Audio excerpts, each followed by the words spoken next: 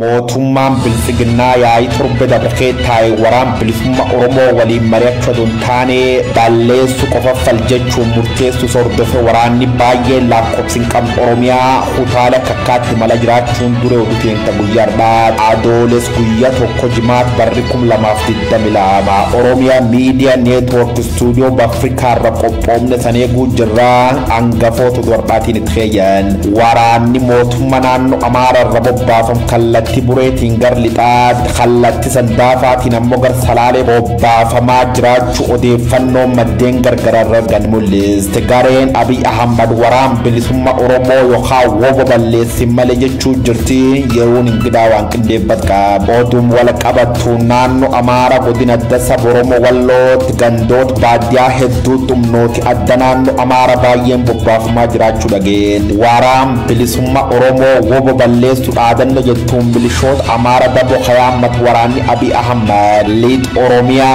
konkolaata taata jedham lakkoofsaan 40 caal hardhu qofa ergu jiraattoti magaalaan Booyilaan garree jedhu bilbilaan dubbifne jirra waggaan lammeessoo wareegam artisti gameessa Hacaaluu Hundeessaa Boonsaa Finfinnee naannoo Labuu yaadatame ool qonnaan bultooti Oromoo magaal Finfinnee kutaa magaalaan Mikura lakkoofsaan 90 taane lakkoofsi herrega baankii isaanii cufamuun gaariin immoo hidhaa darbatamanii yaadamaatiiti gabaabsin irra dubbanna pirezidaantii murtii waliigal federaala Maazaa Ashannaa fi ministeerri muummee Abiy Ahmad manni murtii hattu jechuun jimlaan abbootii seeratti farajuun malee gaaf Afrikaatti ittaana ergama adda Ameerikaa ta'uun tajaajilaa ture aanangoo gad lakkisu isa BBC qubqabaa jechuu jira oduu teentarbatanaa muummeffan.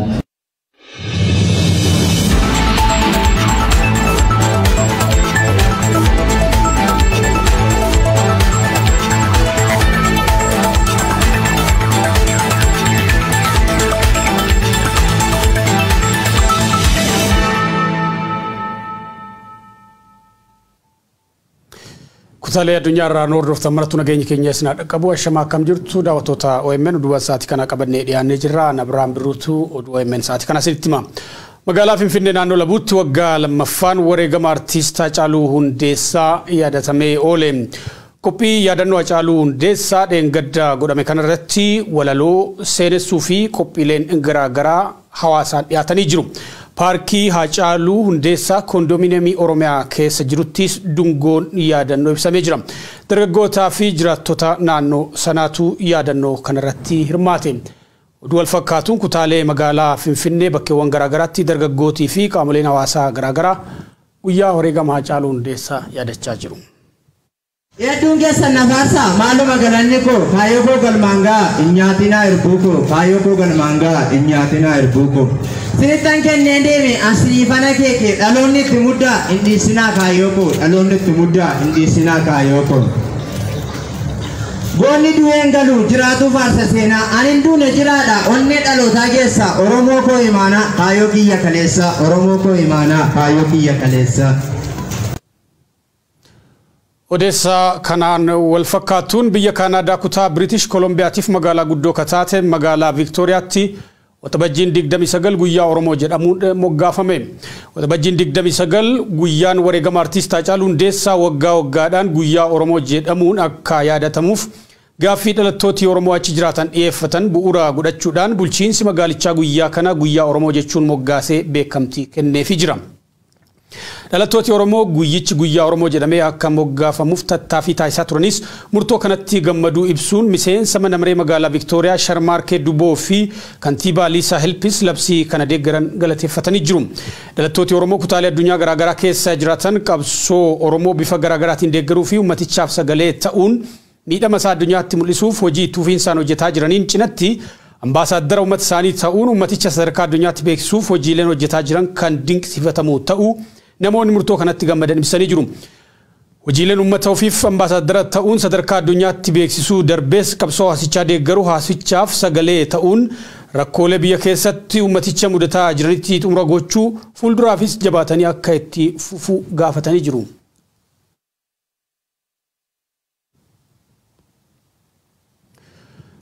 Qonnaan bultoonni Oromoo magaalaa Finfinnee kutaa magaalaa Lammii Kuraa 90 ta'an lakkoofsi herrega baankii isaanii cufamuun gariin immoo akka hidhaman maatiin OMN itti himan. Qonnaan bultoonni kunneen qabiyyeen abboota keenyarraa dhaalle kan keessan miti jechuun nurraa fudhatamaa fi hidhamaa jirraa jedhu.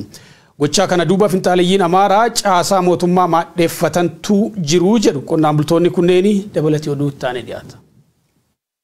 Kutaa magaalaa Lammii Kuraa yeroo waggaa tokko hin caalle keessa kutaa magaalaa 11ffaa ta'uu bulchiinsi magaalaa Finfinnee labse. Lafti kun lafa Oromoon irra jiraatantu seeraan ala magaalaan itti babal'achuun godina addaa Oromiyaa naannawaa Finfinnee irraa citee kutaa magaalaa 11ffaa jedhamee Finfinneetti dabalame jedhamee komatama. Daangaan bulchiinsa magaalaa Finfinnee fi godina addaa Oromiyaa naannawaa Finfinnee otoo hin sararamin jira haga ammaa. Waggoota sadii as babal'ina magaalaatiin lafti Oromoo naannawaa magaalichaa daran saamamaa jira. Amma immoo lafoota gara magaalaa Finfinneetti daangeffamanirraa hojii Oromoo kaasutu humnoota finxaaleyyii Amaaraa caasaa mootummaa maadheeffataniin raawwatamaa jira jedhu qonnaan bultoonni Oromoo. Lafti almasaa ta'ee kan ilaallatu keetii miti namatamoo kaartichoo gaafa fudhatamu waan akka hin taane fudhatame nama isa inni ilaallannee fudhatteera. Fakkeenyaaf amma namni tokko fira ofirratti ibsatee jira. Maatii qaba. Maatii sanii yookaan mana ijaaree fi walitti baatee wanna seeraa wanna fakkaatu firmatti wanna jiraata. Isumaa fudhata. Sila kanaafuu isumaa dhoggaa fudhatee fi namni sun immoo deebitee isuma jedhame. Kan biraanidha. Kan biraan tu kamuu isuma deemeetis dubbachuu hin danda'u. Dubbachuus waan akkasii hin qabu. Deemee dhiibee bakka poolitikaal keessatti influensii godhee manaamana waan akkanaa kana sila qabneefu dhiibbaan akkanaa kun jira. Amma lafutti kan mataa ta'e yookaan lafaatti fayyadamu hooti fayyadame immoo dhiibbaa akkanaa kana fidanii haalli jiru amma kan kaawunsiin ijoollee baay'ee nama baay'ee. Qonnaan bultooti Oromoo kutaa magaalaa Lammii Kuraa rakkoo kanaaf saaxilaman akka OMN itti himanitti qaamolee lama gidduutti dararamaa jiru. Qaamni tokko qaama Finfinneen ka Oromoo miti jedhuu fi mootummaa dayeeffatee jiru yoo ta'u qaamni lammaffaan immoo daldaltoota lafaa kanneen qabiyyee qonnaan bultootaa gurgurachuu fi saamuu aadeeffatan ta'uu himatu qonnaan bultoonni. Torban kana keessa ajaja poolisii federaalaarraa dhufe jedhuun qonnaan bultoonni hedduun mana jireenyaa isaanii keessaa qabamanii hidhamaa jiraachuu himan maddeen OMN lakkoofsi herrega baankii isaaniis cufamuun maallaqa akka hin sochoofne taasifamanii jiru. Qaamoleen Finfinneen ka Oromoo miti jechuun dhaadatan kunneen yeroo adda addaatti gara isaanii dhaquudhaan isin waan Oromoo taataniif lafa Finfinnee irratti ilaalchisiniif godhamu hin jiru akka jedhaniin himatu. Lafa biraa deemee turan nama maallaqa nama biraa deemee turan. Amma lafa gadi irratti hoggaa deemtee dubbatte maaltu jira jedhama. Jallaala jedhamta beektaa. Jallaala jedhama. Reewoos nama keenya jedhamus nama keenya. Yaa naannoo kanaan lafa qabu Oromoo dabalee sabni biraa itti argee lafa gadi. Waxabajjii 10 bara 2020 kaasee ammoo otoo ijaan laalluu saamamaa jirraa jedhu. Mana kaartaa fi pilaanii qabu ugguruu fi lakkoofsa herrega baankii kadhalattoota Oromoo naannichaa qofaatti foo'uudhaan cufsiisuun baratamaa waan dhufee jedhu maatiin OMN dubbise. Namoota hidhaman keessaa muraasa mirga wabiin hiikuun duratti qaamoleen mootummaa keessa jiran maatii waliin erga haasaanii booda maallaqa guddaa irraa fudhachuun akka hiikaman taasisaa jiru jedhu. Rakkoo sirna durii jalatti abboota keenya mudatetu ammas irra deebiin nu mudachaa jira jechuun dhiibbaan karaa siyaasaa fi dinagdeetiin nurratti raawwatamaa jiru Oromoo ta'uu keenya qofaaf nurra gahaa jira jedhan. Kutaa magaalaa Lammii Kuraa keessatti haga ammaatti qonnaan bultoota 90tu lakkoofsi herrega baankii isaanii cufamee jira. Hedduun ammoo hidhamanii jiru. Gama biraatiin hoogganoota mootummaa keessaa namni odeeffannoo nuuf kennanii maqaan isaanii akka dhaamu hin feene humnoonni finxaaliyyii Amaaraa caasaa mootummaa guutanii jiran caasaa kanatti dhimma bahaa jiru jedhan. Koomishinii farra malaamaltummaa federaalaa keessas caasaa qabanitti fayyadamuudhaan caasaan jiraa bulchiinsa magaalaa Finfinnee keessa nam'ee jiru walubannaadhaan hojii Oromoo magaalattii keessaa balleessuu irratti fuulleeffatanii hojjetaa akka jiran dubbatan. Gareen finxaaleyyii Amaaraa kunneen kutaalee magaalattii Oromoo itti heddummatu irratti xiyyeeffatee hojjechaa jiraachuu eeranii wanti qonnaan bultoota Lammii Kuraa irratti ta'es kanuma jedhan. Finxaalayyiin Amaaraa caasaa mootummaa bulchiinsa magaalaa Finfinnee guutuutti dhuunfataa akka jiran qondaalli mootummaa kun eeranii rakkoon kun furmaata saffisaa hin argatu taanaan badii guddaa fiduuf deemaa jedhan. Mootummaan waraanaa konkolaataa hedduun fe'ee lixa Oromiyaatti ergaa jiraachuun himamee jira. Jiraattonni OMN'if yaada kennan har'a qofa ganamarraa kaasee waraanni konkolaataa taataa 40 caalaan fe'amee magaalaa Amboo qaxxaamuree Gudar keessa darbuu himanii jiranii Guyyoo Waariyoo gabaasa dabalataa qaba. Hello naga jirtu akkam jirtu Guyyoo Waariyoo jedhama jiraata magaalaa Amboo ta'uu hanke beekaa mee konkolaataan baay'ee lixa Oromiyaatti humna waraanaa Faye bobbaa jiraachuu odeeffannoo nu dhaqqabe maal argitan isan jiraattoti lafa? Ayyee sirriidha waraanni raayyaa ittisa biyyaadhaa gara sa'aataa 40 olni ta'uu xiqqaate meeshaa gurguddaa waliinidha. Numaa torban kana as waraanni gadi buuramuu erga jalqabee egaa turee jira. Inni irraa addatti baay'eedha. Kaleessumarraa eegalee magaalaan Amboo waraanaan raafamaa jirti jechuun raayyaan ittisa biyyaa magaalaa qabatee jira kayyoon. Konkolaataan kun magaalaa Amboo keessas buufat godhatmoo faamee gara lixa Oromiyaa callaa darba ture? Arra ganamaan gara sa'aataa 40 meeshaalee gurguddaa namni illee argee ijaan hin beekneen kan gadi guuramaa jiran amma magaalaa keessa darbanii jiru yoo xiqqaate gudar qaqqabu jedhamee yaadama. Arda konkolaataan 40 lixa Oromiyaatti deema jiraachuu natti muu jirta. Konkolaataa kun konkolaataa akkami? Taataatiin makiinaa taataatiinidha. Meeshaalee gurguddaan immoo makiinaa waraaniidhaan fe'amee faana deema. Achiin dur konkolaatoti baay'ina gana qabu duraan lixa Oromiyaa deema turan. Kanarra tilmaamaan kan dubbate malee lakkoofsi 40 ol ta'uu ni danda'a. Okay, magaalaa Amboo keessas waraanni buufatee jira jechuu. Erga kaleessaatti waraanni buufatee jira. Har'a gar tokko darbanii akka kaleessaa baay'inaan hin jiru. Okay, magaalaa Amboo keessa waleega turanii. Magaalaan Amboo keessatti kaleessaadha. Harki caalu kaleessa dhufanii magaalaa keessatti qubatanii kaleessa garganamaa fakkiin taataa 40 kan ta'u Finfinneerraa inni fakkaata kan dhufe kallattiidhaan walitti dabalamanii darbanii amma naannoo gudar dhaqqabu jedhamee yaadama. Okay, naannoo guutaa odeeffannoo achi qabdaniin garam deemaa jedha waan odeeffattan qabdu waan dhageettan qabdu. Angatte egaa odeeffannoo hin qabnu hin jiru egaa akkuma hubannaa keenyatti egaa garuu lixa Oromiyaatti kan imalaa jiran egaa. Waraanni kunini raayyaattis biyya uffata raayyaattis biyya qofa uffatammoo uffata poolisii idilee naannolee biraa sun qabu. Uffata raayyaattis biyyaati egaa kan uffatamu egaa uffata malee egaa keessoon isaa hin beekamu qaama biraa ta'uu danda'a. Uffanni isaan uffatan garuu uffata raayyaattis biyyaatidha. Oduu wal fakkaatuun mootummaan bilisiginnaa yaa'ii torban darbe keessa taa'een waraana bilisummaa Oromoo waliin mari'achuuf osoo hin taane balleessuu qofatu fala murtoo jedhurra gahuu beeksisee jira. Murtoo kana hordofee waraana Oromiyaa irratti labsame irratti hirmaachuuf humni waraanaa naannolee fi kan federaalaa kallattii garaagaraatiin gara Oromiyaatti bobbaafamaa jira. Waraanni naannoo Amaaraa kallattii Bureetiin gara lixaatti kallattii Sandaafaatiin ammoo gara Salaaleetti bobbaafamaa jiraachuu odeeffannoon maddeen garaagaraa irraa arganneen mul'isa. Yuun ingidaarraa dhageessu. Koreen giddu galeessaa fi koreen hojii raawwachiiftuu bilisiginnaa yaa'ii torban darbe keessa ta'aniin rakkoon Tigraay mariin akka furamu lolli Oromiyaa ammoo akka itti fufu murteeffatanii ba'an. Rakkoolee waraanni qaqqabsiisuu hir'isuuf humna guutuun gara misoomaatti fuulleffachuuf haalota siyaasaa fooyyessuu fi marii biyyoolessaaf haala mijeessuuf rakkoo TPLF waliin jiru mariin furachuutu fala ta'aa kan jedhe bilisiginnaan waraana bilisummaa Oromoo waliin garuu tasumaa mariin akka hin barbaachifne humna kana waliin taa'anii mari'achuu osoo hin taane balleessuun qofti fala akka ta'u murteeffatee bahuu ibseera. አሁንም ማዕከላዊ ኮሚቴ በጉዳዩ ላይ ተወያይቶ ያስቀመጠው አቅጣጫ ሸኔን ከመፋለም እና ከማጥፋት ውጭ ሌላ አማራጭ እንደሌለ አቅጣጫ አስቀምጧል። ስለዚህ ይሄን መላ ኢትዮጵያውያን ይሄን ተግባር መደገፍ ነው ያለብን። የአማራ ክልልም ሌሎች ኢትዮጵያውያን ክልሎችም ይሄን ከሚፋለሙ ወገኖች ጎን በመሆን በጋራ ነው መፋለም ያለብን። የኦሮሚያ ክልል ጉዳይ ብቻ ሳይሆን የሁሉም ጉዳይ ነው። ስለዚህ ሁሉም ተባብሮ በተባበረ ክንድ ይሄንን ጉዳይ መቀልበስ ላይ ጠንክረን አብረን ተጋግዘን መስራት አለብን። ሙርቶ ከናፍ አሌላን ጎዲና ወለጋ ሊጣና ግንቢ ገንደ ቶሌት dhalattoota Amaaraa irratti raawwatame jedhame akka sababaatti dhihaateera. Murtoo kana bu'uura godhachuun qaamni Oromiyaan bulcha jedhu bilisiginnaan Oromiyaa bilisiginnaa Amaaraa waliin ta'uun diina waloo balleessinaa maqaa jedhuun Oromiyaa irratti bifa haaraan waraana labsaniiru. Waraana labsame kana irratti hirmaachuuf ammoo humni waraana naannolees gara Oromiyaatti kan bobbaafamu ta'uun ibsamee ture. Bu'uuruma kanaan yeroo ammaa waraanni naannoo Amaaraatii gara Oromiyaatti bobbaafamaa jiraachuun dhagahameera. Waraanni lakkoofsaan guddaan yeroo ammaa kallattii lamaan naannoo Amaaraatii gara Oromiyaatti bobbaafamaa jira jedhu maddeen odeeffannoo Oromiyaa Miidiyaa Neetwoork. Kallattii Bureen gara lixa Oromiyaatti kallattii Sandaafaan ammoo gara Salaaleetti bobbaafamaa jiraachuu isaanii odeeffannoon OMN qaqqabe ni mul'isa. Waraanni karoora Abiy Ahmed fi qondaalota waraanaa isaatiin akkasumas Afeerraa Shimallis Abdiisaa fi bilisiginnaa Oromiyaatiin naannoo Amaaraarraa gara Oromiyaatti bobbaafamaa jiru kun lakkoofsaan guddaa ta'uu fi konkolaattota dhibbootaan lakkaa'amanitti kan fe'aman ta'uu himu namoonni argine jedhan. Waraanni mootummaa federaalaa Affaarii fi iddoowwan biroo keessa buufatee tures bakka turee buqqa'ee gara Oromiyaatti bobbaafamaa jiraachuutu himama.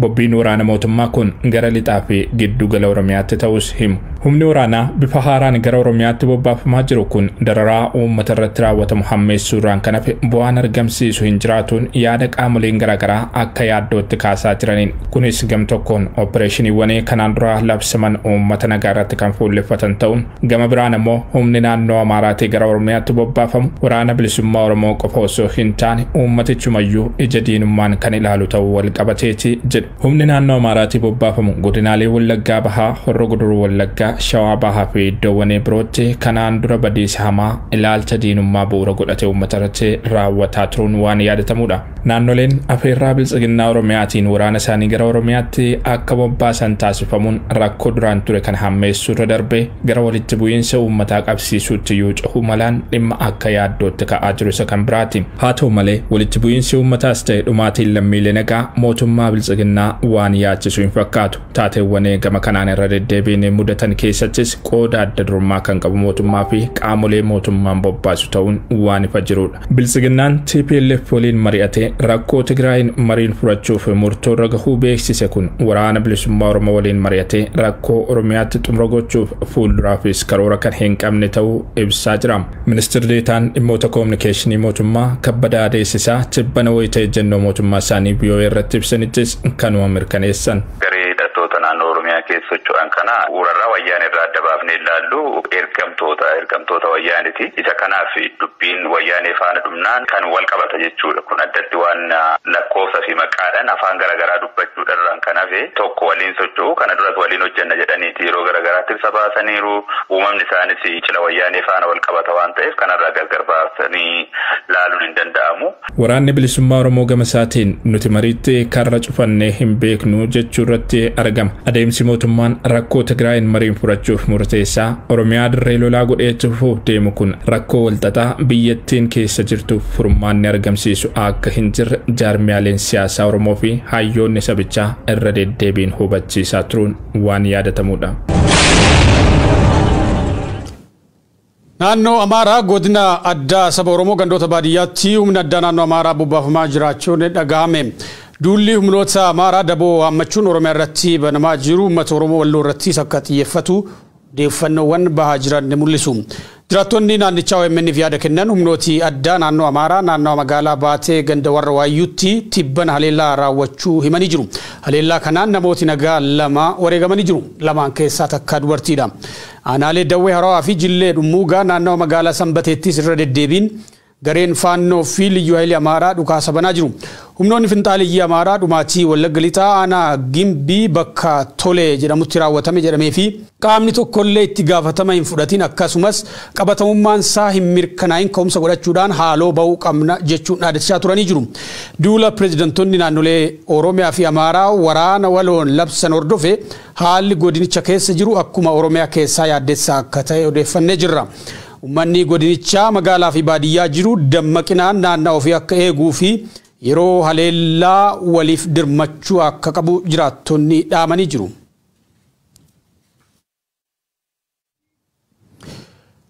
Pireezidantii mana murtii waliigalaa federaalaa Aadde Ma'aazaa Ashannaa fi Ministeerri Muummee Abiyyi Ahmed manni murtii poolisii fi abbootiin alangaa hattuudha jechuu isaanii sirrii miti jedhan. Aadde Ma'aazaan yaada miidiyaaf kennaniin Ministeerri Muummee qorannoo tokko malee jumlaadhaan farrajuun dogoggoraa jedhan. Jechi Ministeera Muummee abbootii seeraa akka mufachiises dubbatanii jiru. Ministeerri Muummee Abiyyi Ahmed tibba dabre paarlaamaa gubbaattidha dubbii kana akka dubbatanii Guyyoo Waariyoo gabaasa bal'aa qaba. ሲሪየስ ሪፎርም ያስፈልጋል ፍርድ ቤት ላይ ይሄ ምክር ቤቱ እየመራ መፈጸም አለበት ያይ ኢድሌ ኩዳን ይሰደፈ በሮጂ ቶኮ ፈረጂ ወጠበጂ ኸ ፓርላማ ቀንጥ ብልጽግናት ይብዴቢ ኸን አብይ አህመድ ራኮለ በኢትዮጵያ ኸሰ ደሙ ጅርቶፍ ቃሞለ ለቆፈዶን ታነ ጫሳለ ሞቱማ ቶክቶኩ ቢትቀቡኒ መቻቱር ኢሳን ኬሰ ቶኩ ዋጅራለ ሐቃዮ ታነ ማሙርቲቲፍ አቦቲ ሴራ ከስጀቹን ፓርላማ ረት አባሩን ሰኾሚ ኻፍተቱር ሌብነትን በይመለከት ቀደም ነካክቼዋለሁ በውስጣችን እየሞከር ነው ዋናው ችግር ግን ሌብነት አንደኛ ዳኞች ናቸው ሌቦች አቱማ ከላል ዮቴ አቱ ተኮፋና ቦቲ ሴራ ዮኪን ዳኞታ of keessatti ilaaluuf yaalii goonee jira. Waan jijjiiramni kun karaa tafu itti fakkaachatuma qoosaa jiru. Mana murtii keessatti jijjiirama bal'aatu barbaachisa. Manni marii kun gochaa kana xumuruu qaba. Hattuu lammaffaan abbaa alangaati. Hanga falmuu qabnuuf falmaa hin jiru. Kun dhimma keenya waan ta'eef ni sirreessina. Hattuu sadaffaan poolisii. ሶስተኛው ሌባ ፖሊስ ነው. Haasawu muummichi ministeera kan hordofee abbootiin seera naannoo Amaaraa quufdhab qabda karaa xalayaatiin baaftee obsaad. Warri kaaniin hin dubbatin malee karaa gargaraatiin waya keessa gungumaa turuu qofa don taane maqaa isaanii dhoffachuun aarii qaban Oromiyaa miidiyaa neetwoorkitti maa turan. Dhimmuun kanaan wal qabsiise miidiyaa EBS jedhamirra deebii kennite pirezidaantiin murtii waliigal federaala Maazaa Ashannaa fi haasawi Abiy Ahmad Ali kun qaamolee hawaasa biraan mormi kaasuun isa sirrii jedhe. Yeroo akka rakkoo malaamaltummaa ta'a biyyittii waajjirri isaanii matuun akka hin muudanneef qorannoo gargara tolchine sakattaa turka jettu dureen dhaddachi Itoophiyaatu abbootii seera murtii keessa harki 90 qulqullu ta'u afaan guute dubbat jechuun ragabaati. እንዳልሽው በጣም ቅሬታ ተሰምቷቸዋል ዳኞች። እንግዲህ ዳኛ ሲባል ከፌደራል yommuu fudhanne waggoottan sadan darbanitti tajaajila isaanii ilaalchisuun sarvee qaama walabaa USAID jedhamuun hojjechiisnee turre. waliin waan hojjennuuf akka ragaa qorannoo sunitti persentiin 70 manni murtii walaba akka tureef tajaajila kennatti gammachuu qabaachuu nutti himan ture. Qorannoon dabalataan barbaachisa taanaan godhuu ni danda'ama. Garuu walitti qabanii jumlaan farrajuun sirrii miti. Hanqinni naamusaatiif rakkoon attummaan jirtu jechuu baadhuus abbootiin seera ha'aal jajjaba keessatti amanamummaan uummata tajaajilan baay'ee jira jedhe. Hataa tuuti immoo qorannoo tokko malee Abiy Ahmad murtii jumlaan farrajuun isa sirrii akka hin taane dhimmi kun abbootii seera murtii hedduullee dheekkamsiisuu qabaachuu beeksif. አፌ ሞልቼ አንድ የምናገረው 90% የሚሆነው ዳኛ Shakkii tokko malee kan an afaan guutee dubbachuu danda'u abbootiin seeraa keenya harka 100 keessaa persentiin 90 ogummaa isaaniitiin amanamoo ta'uu nan beeka. Haala rakkisaa keessa ta'anii hojjetu. Abbootiin seeraa federaalaa an haasofsiise nyaata bilcheessaa galmee qoranna jedhu. Mana murtii biyya kanaaf hiikaa jabduu qabu. Kanaaf haasofni muummee ministeeraa falmii kaasuun isaa nan ajaa'ibne. በዛ ደረጃ ነው የሚሰጠው። ብዙ ቦታ ሰርቻለሁ። እንደ ዳኝነት ልፋት ያለበት መስሪያ ቤት የለም።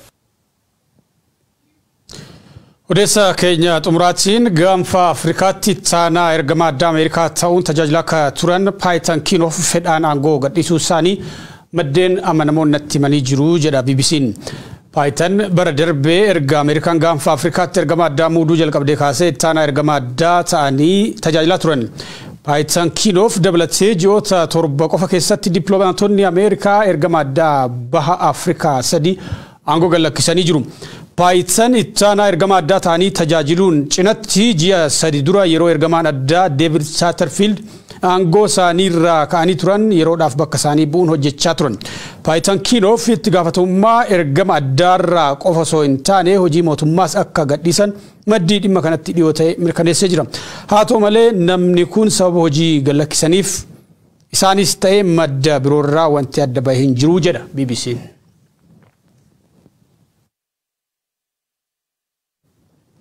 Daawwattoota oduuwwan OMN kasaatii kanaa kanneen turanii waan wajjin turtaniif faadhaas ni jenna.